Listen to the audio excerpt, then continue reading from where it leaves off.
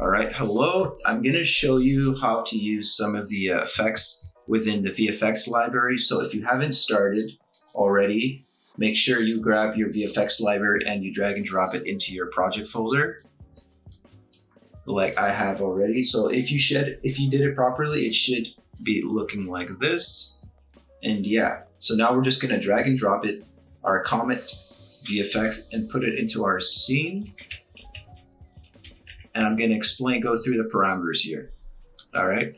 So first we have got all of these parameters here, which you see. We got trail radius, emission, color over size, head size, randomness, trail size, trails randomness, all this goodness here. So I'll go through all of them so you have a better idea of what you can or can't do with it. So yeah.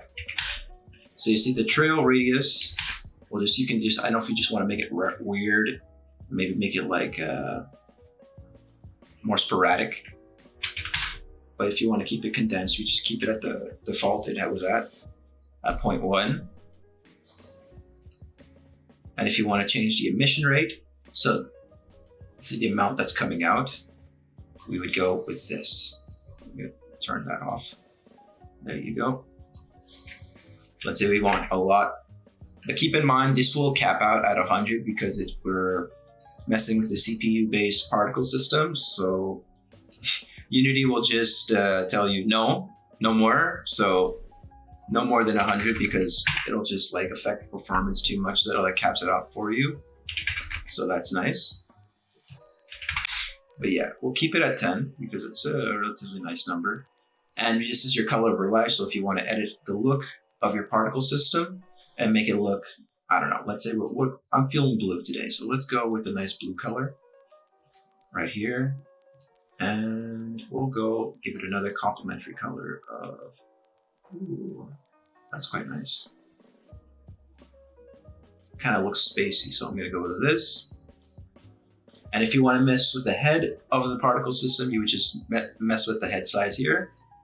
So you see the glow is getting bigger. I'm gonna keep it at 2 because I like it there. And if you want to just randomize it out between, let's say you don't want just a value of 1, you want it, I don't know, between like 0.5 and 1, you would just change it here. So then you see they're not all quite the same size. So that's how you would do it. Cool. Close something here. All right. Same thing for the trail size. If you want to just make the trail bigger, you can to give it a nice fluffy glow. I guess more if you want like a more firefly look, you could do that as well. But we're just gonna keep it back to what it was. Disable it. And if you want to mess with the trail lifetime, you can as well. So it just lasts longer, as you can see. It looks nice. We're gonna keep it back at, we'll keep it back at 1. And if the same thing as earlier, the randomness, if you just want it from a different value from 1 to 0.5, you just mess with it here. Same for the head, you can change the head lifetime over here. So, but keep in mind, don't keep your trail lifetime lower than your head lifetime, or else you might get it looking weird like this. One sec. Let's see if I increase my trail lifetime, you'll see it'll lose its parent emitter, and then it'll be just like, I don't know what's going on over here, so it'll just freak out and not know where to go. So unless you want that, but that's just something you have to keep in mind. So you normally try to keep your head lifetime greater than your trail lifetime. And next is for the movement. I already talked about the randomness here. So next is for the movement. Let's say you want the trail. So you want the particles of the trail to come out maybe. So you just want them to go faster. So it gives you a nice look. So it's like almost like if you wanted like a firework like ballast, I think that's what they're called. You can do that. And you can animate this as well. So yeah, you can key it in your prefabs if you want to. So just change it out. And now in the randomness, you can do that with the randomness as well, like we discussed earlier. And this is for the head speed. So if you just wanted to shoot out like really fast, you can. And that should be it for the comment parameters. That should, so you just with that, you can see that I went from like a very different effect just from what I had earlier. It's just with messing with these, and just messing with this, you can have a lot more interesting effects. So if you want to just mess around with it, go ahead. It's a very good idea to do so. And with that, I'll move on to the next effect. Hello, welcome back. So today I'm going to show off the VFX rain. Very interesting particle system we have here. Once again, I'm just going to go and lower this so we have a better view of our system here. So we have our parameters here, our spawn radius, so basically how big we want the rain to affect our scene, right? So let's say if we really want it small, we could just make somebody's day bad, just in particular, just in this one spot we can, or just spread it around, and yeah. And our lifetime as well. So how long you want the rain to live for? So if you just, I don't know, you don't want the rain really touching the ground. It is lasting pretty long. Or a good idea would maybe, because it's lasting too long, as you can see, it's like going through my ground and it's living pretty long, and I don't want that. So I would lower it to save on performance. Maybe even lower than that. 0.2. Maybe I went too far. 0.5. We'll go to 1 again. One is when we got the best. And now it doesn't live too long. It's still going down, but not as down as it was before. So we're going to keep it there. And now if, let's say you think, hey, it's too directional, my rain, and I want to mess with where it's going. Maybe I want the rain to come towards me, away from me, to the side, to the left. You do that with your wind parameters here, with your external forces, right?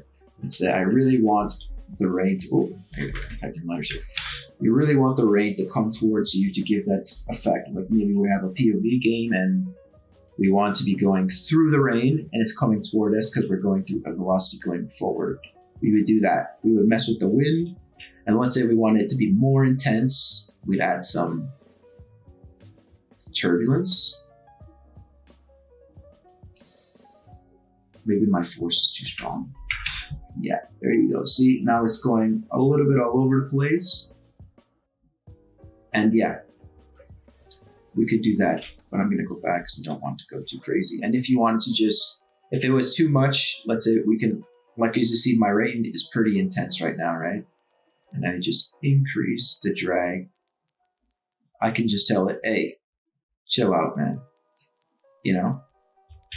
But we're not gonna do that for now. We're just gonna keep it back where it was. There you go. It was at 1, and I was good at that. And you can see my rain is pretty subtle, which it should be because rain is pretty subtle. Like because rain is just little droplets, right? And it's the only reason we see it as lines is because of the motion blur of rain, right? But if you, for some reason, want to make it more bright, you can, and more visible. But I won't say it will look better, but you can if you want to. Or if you want to just make it even more subtle, you can lower it a bit. So maybe have a more cinematic scene. You don't want to cover up the face, or you want to see the scene more. You could lower it down here. You put it back where it was, and we can increase the size. I think the size is pretty decent now, so we don't want to get too big, or else you'll get this. So I would refrain from, maybe if you want just like heavy-ish rain, I would go very slowly, right? Because like even I just went from 0.01 to 0.16 and it was quite intense. So like maybe just go with your number pad and just go manually here. Because like even at 0.05 it's quite big. And yeah. So keep it there. So like if you wanted more intense rain, you'd mess with the size and the wind. So maybe make it go down faster. So you just got, well, I told you, let's just do it now, shall we? So if I just want, oh, that's going the wrong direction. Forgot this is not Unreal. Downwards is in the y-axis. It's going up, so we're gonna go with the negative axis. -50, boom. As you see, it's going faster. And now I'm going to go like we did discussed earlier, 0.5. And now that's some really heavy rain. I wouldn't recommend it unless you just really want to make your player feel like, damn, there's a lot of rain here. I'd maybe go with 0.25 for heavy rain. And yeah. And the drop length just basically refers to the size, but vertically. Because you see it's all liney, right? So maybe I don't want it to be that liney. I'll have it like that. And it's more squarey, but we like our liney feel because that's what rain looks like. And we'll keep it like that, at least 8. 8's pretty decent. And if you wanted to maybe think, hey, there's too many particles in my scene right now, let's just lower it to 1,000, right? You can do that as well. And yeah. So as you can see, the rain, we drastically changed the rain to something pretty light to, okay, there's quite a bit of rain now. We can go to 45 just to, there's quite a bit of rain now. I maybe wouldn't go to 45, that doesn't look as good as I want it to. But yeah, you just mess around with your settings. You want your rain to look specifically how you'd want it to, just mess around with this. So I'm going to show the loot drop effect. So something very common we have in games is having pickups and loot. So we had this made to show just that. So first off, maybe your loots will be different colors. So we'll just Control-C, Control-V, and move one to the other here. And let's say I want this one to be red, right? Because, you know, oh, there you go. I'll just move this up because it's not showing all the way. Because we don't want, like I said, blue could be different. I don't know, maybe this is a rare and this is an ultra rare. You might want to change that and change its parameters. So we're going to mess around with these. We're going to go mess with the purple one first. So maybe you want it to be more glowy so the player can actually see it. But we'll go back. Core intensity. I wouldn't mess with this too much because then we can really see the hard edge over here. So I would probably keep it low, but just enough so the player can see it. Like, oh, okay, there it is, you know. And now I'm gonna mess with the glow size. So maybe we want it more wide or the vertical. If you want it higher, but without messing with our line here. So we can make so I can really like, oh shoot, there it is, you know? We'll copy it again.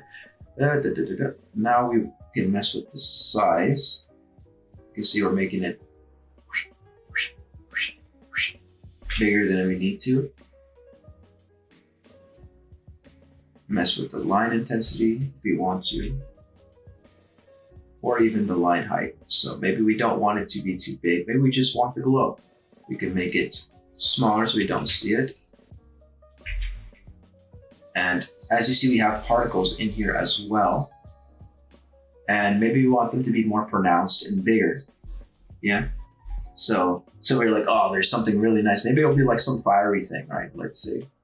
So we're going to be similar to this one. We're going to go with an orange one. And maybe we want some more fire, so maybe we want some embers coming out of it, right? Maybe we want to make it more crazy with the wind force. It's really like the really show, oh look, we got some nice fiery pickup right here, right? And it's pretty self-explanatory. As long as you mess with these, you can have the pickup look you'll like. So, you know, we'll just mess with the glow size and that, and just that alone. Let's see if I mess with the other one here. Maybe this one's nice. Usually commons are white, right? So we'll just go like that. We'll just lower the glow size and the glow. We'll keep the glow height pretty high, but the core intensity, I think that was it. Lower it. Maybe we'll just keep it nice and subtle. So we can see, like, okay, this one's more intense versus this one. So I'm like, oh, I might want to pick up that one more versus that one. And you could just mess around with that. All right, with that, as you can saw, The VFX library has quite a bit of VFX in it. So honestly, just if you're just wondering like, oh, what can I just modify or change the particle system, just go through any of them, drop it in your scene, and look for the parameters and just mess with it, honestly. Right? And you'll be able to change it. And like I said, this goes for all of them. So if you're always wondering, oh, can I change it? Like the answer is probably yes. So just do it within the properties. And with that, I think you should have all the tools you need. And I hope you have a great day. And if you have any more questions, you can always just ask in the comments or in the Discord. Everyone's very friendly there. And yeah, I hope you have a great day and see you in the next one.